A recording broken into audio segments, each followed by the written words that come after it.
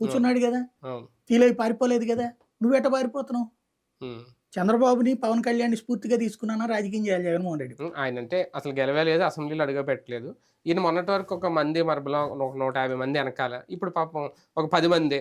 ఒక ఇన్నర్‌గా ఫీలింగ్ అయితే ఉంటది గదా! అప్పుడు చంద్రబాబు ఫాలో నాయుడు ఫీల్ అవ్వాలి కదా.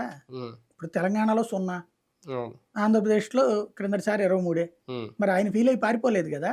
అవును. హ్మ్. కష్టం వచ్చినప్పుడు నిలబడ్డోడే మగాడు. హ్మ్. అది హ్మ్. చంద్రబాబు నాయుడు సాధించాడు. హ్మ్. జగన్మోహన్ రెడ్డి ఇప్పుడు పారిపోతున్నాడు. కిందటిసారి నిలబడ్డాడు. హ్మ్. అప్పుడు ఎందుకంటే ఏనాడు అధికారం చూడలేదు కాబట్టి. అవును. హ్మ్. వాళ్ళ నాన్న చూసాడు గానీ, హ్మ్. నాన్న కొడుకుగా చూసాడు తప్పించి డైరెక్ట్‌గా ఆయన అనుభవించలేదు కదా. హ్మ్. హ్మ్. అనుభవించాక తట్టుకోలేకపోతున్నాడు. హ్మ్. అది వయసుకి తగ్గ వ్యవహారం కాదది. హ్మ్. హ్మ్. 50 ఏళ్ళు వచ్చినాయి మనిషికి. అవును. ఆలోచించాలా. నాయకత్వం నిలబడాలా స్థిరంగా. హ్మ్. రాజకీయం ఎలా చెయ్యాలి అనేది చంద్రబాబు దగ్గర చూసి నేర్చుకోవాలి. జగన్మోహన్ రెడ్డి గారి ఆలోచన ఏమన్నా మారిందా? పార్టీని, పార్టీ కార్యకర్తలని వాళ్ళని నిలబెట్టుకోవాలనే ఆలోచన ఇప్పుడొచ్చిందా? అదే మేజర్ ప్రయారిటీ అనుకుంటున్నారా? అది తప్పేం లేదు ఆ హ్మ్. విషయంలో. అది ఒక రకంగా చెప్పాలంటే కార్యకర్తలకు అసలేంటి మన పరిస్థితి అని భయపడుతున్నటువంటి సందర్భంలో ఆయన బయటికి రాబట్టి కార్యకర్తలు వాళ్ళు